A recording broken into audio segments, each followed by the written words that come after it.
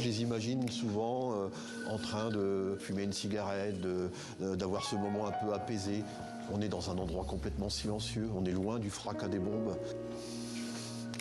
C'est une guerre oubliée par beaucoup, mais toujours d'actualité pour d'autres. Et pourtant, 14-18, c'était il y a un peu plus de 100 ans. On a vraiment le geste, du soldat qui a écrit son nom. Pour certains, c'est le dernier témoignage écrit qu'ils vont produire.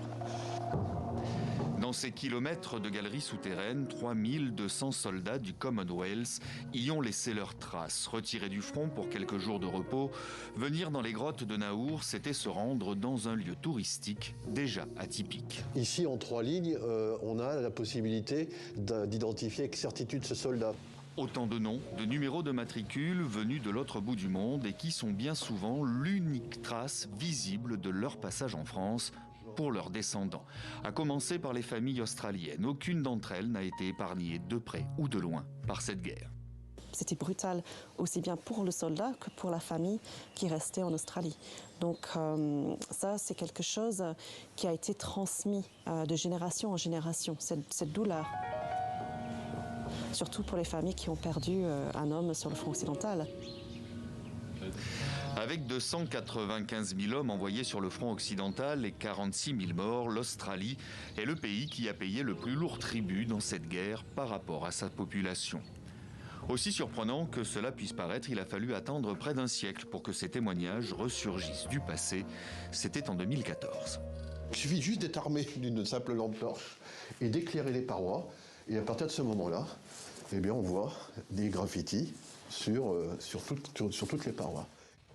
Alors ici, il y a une trace assez intéressante, même si elle est relativement peu lisible, d'un soldat qui s'appelle Hunt. Et ce qui est intéressant, c'est que ce soldat, on a retrouvé sa photographie à Vignacourt. Le lieutenant Herbert John Hunt, soldat australien photographié en 1916 à quelques kilomètres de là, dans un autre village de l'arrière-front. Hunt a écrit dans les grottes de Naour, est venu se faire prendre en photo à Vignacourt.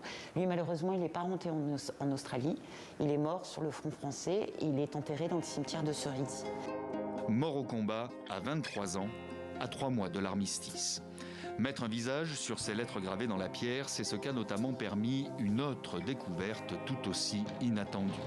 Quelques années avant la mise au jour de ces inscriptions, plusieurs malles sont retrouvées dans le grenier d'une ferme avec à l'intérieur 4000 photographies sur plaques de verre qui racontent la guerre autrement. On souffle avant d'y retourner et là-bas c'est l'enfer. Et l'enfer il est à 40 km d'ici, hein. C'est pas bien loin. Les soldats sont au repos, ils vivent au sein d'un village.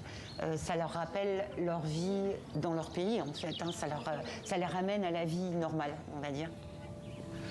Autant de soldats immortalisés par un couple d'agriculteurs. Louis et Antoinette Thuillier, tous deux passionnés par les nouvelles technologies de l'époque, s'offrent un appareil photo et transforment leur ferme en véritable studio. Ils en font bien malgré eux un autre lieu de détente. On s'apprête, on se fait beau, on vient dans les habits du dimanche. Et donc, ils viennent se faire photographier, ils sont entre copains, beaucoup. Typiquement, on sait qu'il y a eu un hôpital à Vignacourt, on n'a aucune photo sur laquelle on voit un soldat blessé. Il n'y en a pas. Des photos que l'on envoie aux familles, telle une carte postale. On a envie de montrer, en tout cas à la famille, que nous, on est en bonne santé. Sur plein d'images, c'est les yeux dans les yeux, quoi.